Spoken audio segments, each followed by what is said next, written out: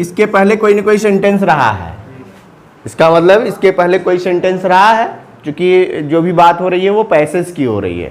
तो हम जब भी पैसेज का ट्रांसलेशन बना रहे हैं तो पैसेज के पहले या पैसे उस सेंटेंस के पहले या सेंटेंस के बाद के वाक्यों का प्रभाव बीच के वाक्य पर पड़ता है। इसीलिए जब भी आप किसी भी पैसेज का ट्रांसलेशन बना रहे हो तो पहले वाले लाइन को या सेंटेंस के पहले के सेंटेंस को और सेंटेंस के बाद के सेंटेंस को जरूर पढ़िए, उससे आपके कॉन्सेप्ट क्लियर होते हैं। कहाँ क्या समस्या होती है इसको भी बताता हूँ।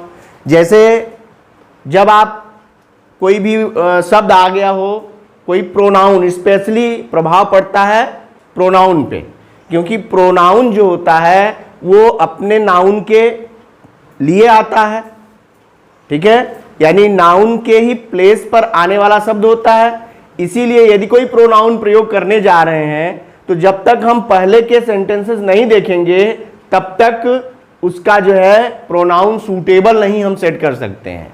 जैसे आप हिंदी के स्टूडेंट्स के लिए समस्या ये है कि वो किसी भी चीज़ की हिंदी पढ़ लेता है तो उसको लगता है कि हिज माने उसका, उसकी, उसके, या ही माने वह, जबकि ही माने वे भी हो सकता है।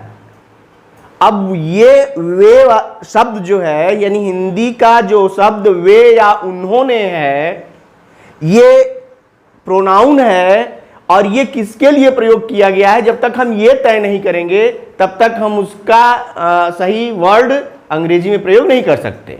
क्योंकि हम तो जानेंगे कि उन्होंने का मतलब हो गया दे या वे का मतलब हो गया दे।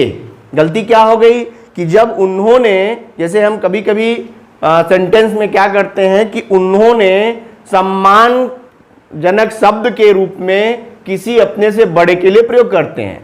जैसे पंडित जवाहरलाल नेहरू भारत के प्रधानमंत्री थे, उन्होंने अपने देश के लिए बहुत सारा कार्य किया या देश के विकास के लिए बहुत कार्य किया, ऐसा कह सकते हैं। तो उन्होंने, अब पॉइंट ये है कि जब हम आगे ये नहीं पढ़े रहेंगे कि पंडित जवाहरलाल नेहरू भारत के प्रधानमंत्री थे, उन्होंने, तो इस उन्होंने का जब हम सही शब्द ढूंढेंगे तो मिलेगा कि उन्होंने पंडित नेहरू के लिए आया इसलिए ही होना चाहिए, या पंडित नेहरू की जगह क्या हो जाए, इंदिरा गांधी हो जाए।